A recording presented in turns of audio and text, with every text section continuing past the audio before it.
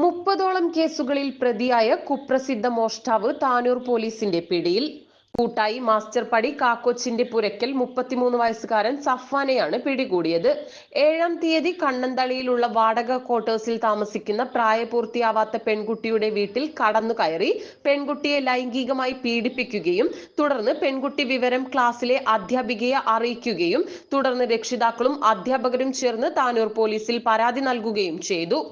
Tanur police POCSO പ്രകാരം case register ചെയ്ത് അന്വേഷണം ആരംഭിച്ചതറിഞ്ഞ് പ്രതി ഒളിവിൽ പോയിരുന്നു. എന്നാൽ CCTV ക്യാമറകളുടെയും ഒട്ടനവധി മൊബൈൽ നമ്പറുകൾ ട്രേസ് ചെയ്യുകയും ചെയ്തതിന്റെ അടിസ്ഥാനത്തിൽ പ്രതിയെ തന്ത്രപരമായി ദേവദാർ എന്ന സ്ഥലത്ത് വെച്ച് അറസ്റ്റ് ചെയ്യുകയായിരുന്നു.